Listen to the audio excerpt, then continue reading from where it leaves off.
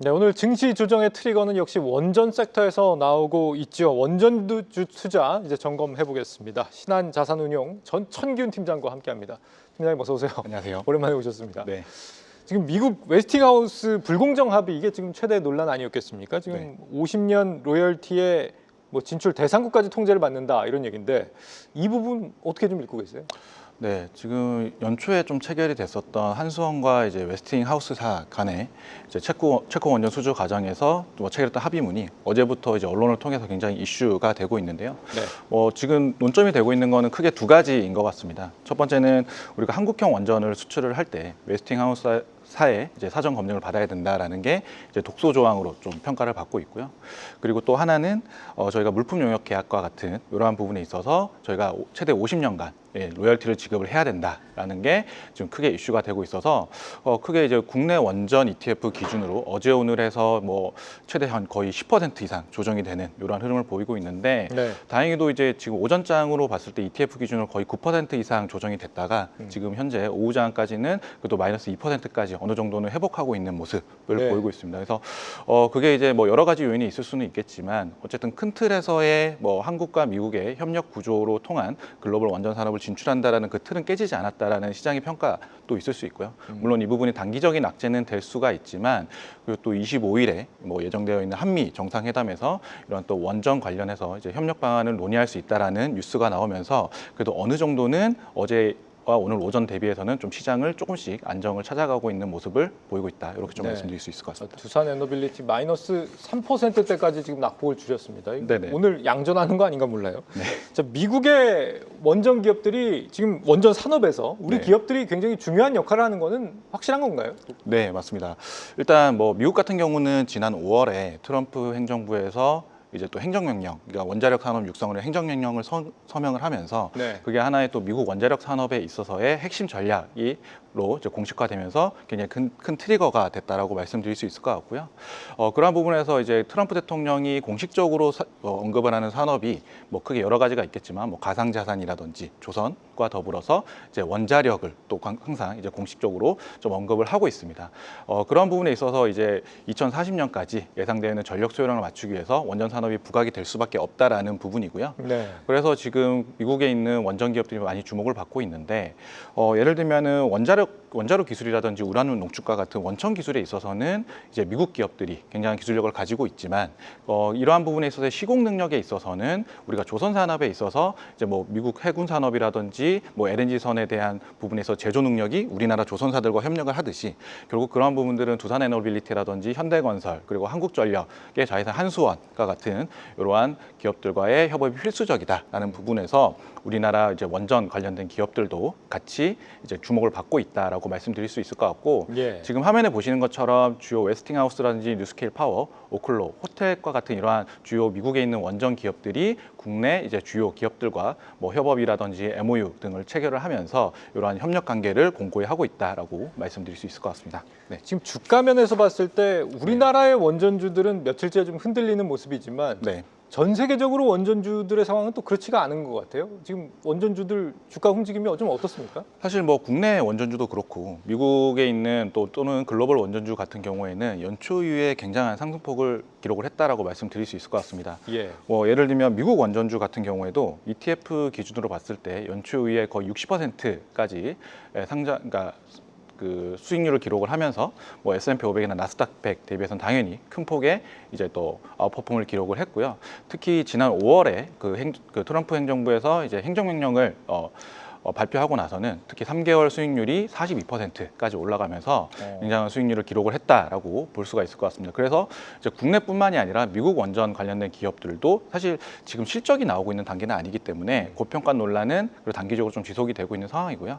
그게 네. 최근 한 달간 0.2% 수준의 수익률인 이유겠죠? 맞습니다. 최근에 뭐가 나오는 게 없기 때문에 실적 시즌인데. 맞습니다. 그리고 이제 어제부터 일어났던 이러한 또 그 AI주에 대한 또 거품 논란이 또 원전 관련된 주들과 연결이 되면서 단기적으로 좀 조정이 되는 모습을 보이고 있습니다. 네. 국내 원전주 쪽은 좀 어떻게 보세요? 반등이 지금 가능한 시점에 와 있다고 보시는 거겠죠, 당연히? 네, 맞습니다. 국내 원전주 같은 경우는 사실 지금 보시는 것처럼 코스피가 지금 뭐 특히 신정부 출범 이후에 굉장히 좋았다라고 하지만 3개월 성과만 보더라도 거의 30% 가까이 아웃퍼폼을 하면서 굉장한 고성과를 기록을 하고 있고 특히 연초 이후로 보게 되면 두산에너빌리티라든지 뭐 한국전력 그리고 현대건설과 같은 주요 주들 중심으로 해서 거의 100% 이상 시장을 아웃퍼폼하는 것을 확인할 수가 있습니다.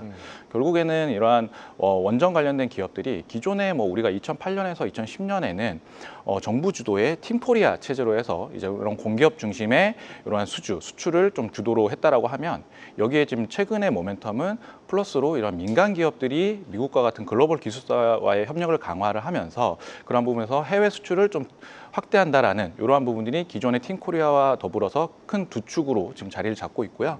그러한 부분들이 장기 성장 모멘텀에 있어서 굉장히 시장에서 긍정적인 평가를 받고 있는 상황이다라고 말씀드릴 수 있습니다. 네. 지금 화면에 나와 있는 게 한국 원자력 SMR인데 저건 아마 SMR 쪽에 관련된 기업들에 투자하는 ETF인 모양이죠? 네, 맞습니다. 이게 지금 국내에도 뭐 원자력 관련 ETF도 굉장히 많이 상장이 되어 있는데요.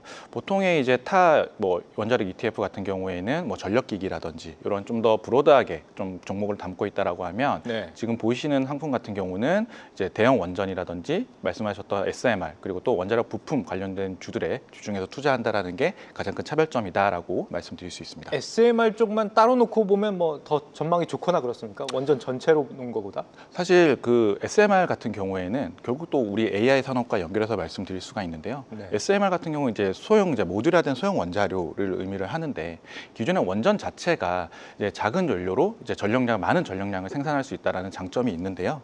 거기에 또 SMR 같은 경우에는 또 경제성이라든지 안정성 이러한 측면에서 또 대형 원전 대비해서 많은 장점을 가지고 있다. 예를 들면 우리가 뭐 그 SMR 같은 경우는 워낙 크기가 작기 때문에 네. 우리가 뭐 군함이라든지 뭐 비행기 같은 이러한 부분의 설치도 가능한 부분이고요.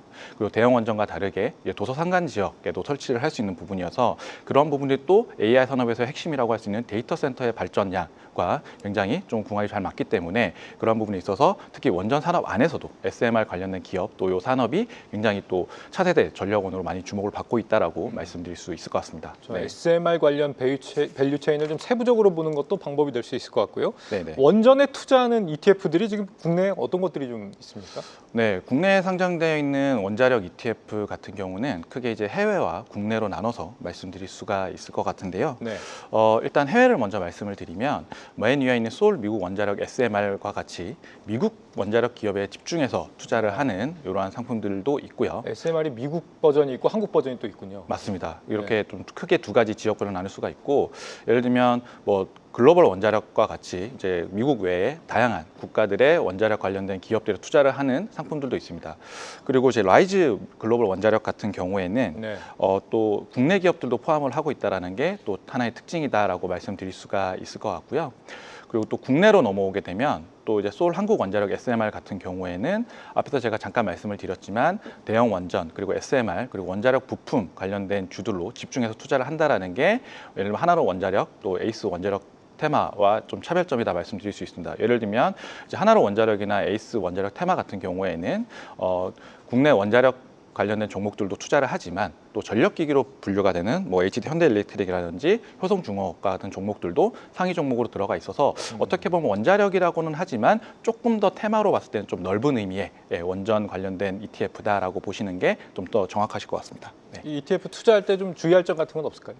네, 아무래도 뭐 원전 같은 경우에는 뭐 어제 오늘의 시장 변동성도에서도 확인을 하셨듯이 굉장히 또 단기간 변동성이 큰 산업 중에 하나라고 말씀드릴 수가 있을 것 같고요. 그리고 이제 산업의 특성상 굉장히 장기 프로젝트성 산업이기 때문에 일단 뭐 단기적으로는 우리가 25일 한미 정상회담 전까지는 시장의 변동성은 지속될 수 있다라는 점을 좀 유념하시면 좋을 것 같고 뭐 두산에너빌리티라든지 현대건설, 그리고 한국전력과 같은 이러한 개별 종목들을 보시면 이러한 원전 테마와 맞물려서 단기적인 또 주가 변동성이 굉장히 커질 수 있기 때문에 좀 ETF라는 이런 분산 투자되어 있는 상품을 통해서 그런 변동성을 어느 정도 완화하는 그러한 전략이 좀 더 유효하지 않을까라고 생각합니다. 네. 네, 오늘 말씀은 여기까지 듣겠습니다. 신한자산운용 천기훈 팀장과 함께했습니다. 팀장님 오늘 말씀 잘 들었습니다. 감사합니다.